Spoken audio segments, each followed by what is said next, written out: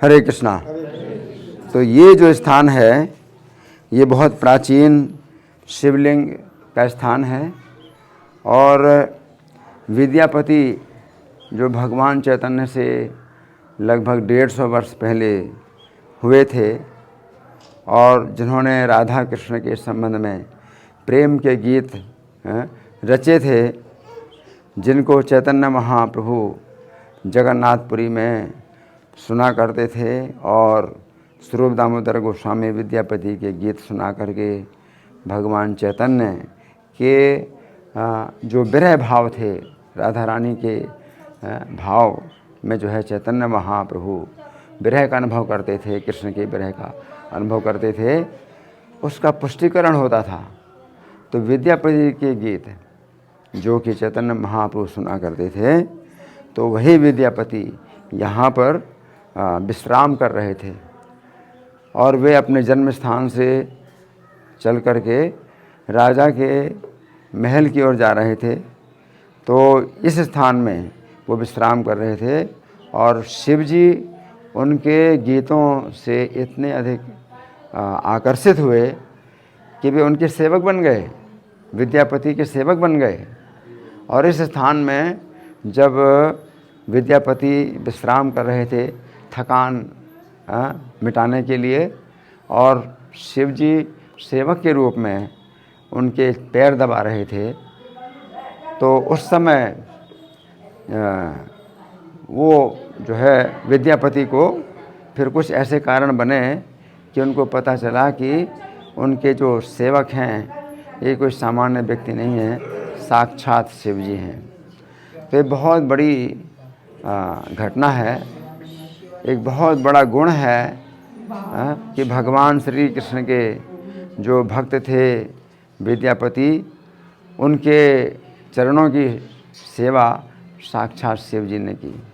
तो कहा गया है श्रीमद् भागवत में, वैष्णवा नाम यथा शंभु, कि वैष्णवों में शंभु सबसे श्रेष्ठ हैं। और शंभु यानी शिव जी की यही श्रेष्ठता है कि भगवान श्री कृष्ण के प्रेम के जो गीत बनाने वाले विद्यापति थे, तो उनके जो है चरणों की सेवा करते हैं शिव जी और उनके व्यक्तिगत सेवक बन गए। और उन्होंने अपना नाम जो है बताया उगना।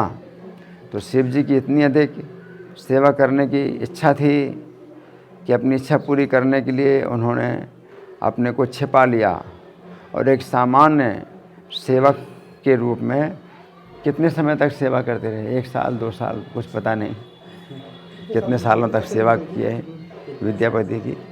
तो कई सालों तक सेवा की शिव जी ने।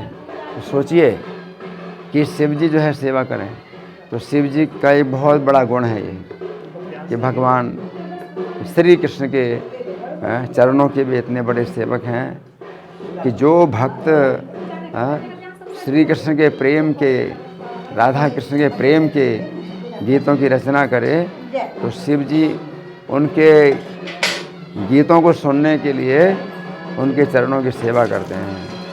तो ये बहुत बड़ी बात है। ये उसी प्रकार है जैसे श्रील प्रभुपाद भी कहा करते थे कि जो भक्त उर्दू में उनकी गीता का अनुवाद करे, उसके चरणों की धूल अपने सिर में चढ़ाऊँगा। तो प्रभुपाद कहा करते थे कि जो भक्त उनकी भगवत गीता यथारूप का अनुवाद उर्दू भाषा में करे, उसके चरणों की धूल में अपने सिर में चढ़ाऊँगा। तो उसी प्रकार से शिव जी भी जो है इतने लोभी हैं, भगवान कृष्ण के प्रेम के इतने लोभी हैं कि जो विद्यापति हैं उन्होंने जो राधा कृष्ण के प्रेम के गीत लिखे, तो उनके जो है चरणों की धूल अपने सिर में चढ़ाने के लिए उन्होंने क्या किया, अपने को छिपा लिया। एक सामान्य सेवक की तरह उनके घर का जो है सब काम करते थे और हर प्रकार की सेवा करते थे। तो ये जो है बहुत आश्चर्य की बात है। यहाँ पर उगना महादेव के नाम से अब ये जाने जाते हैं। तो उगना, चूँकि शिव जी ने अपना नाम बताया था विद्यापति को कि मैं उगना नाम का एक सेवक हूँ और अपने सेवा में मुझे लगा लीजिए। तो इस प्रकार से शिव जी ने अपने को छिपा करके जो है विद्यापति की सेवा की है। धन्यवाद।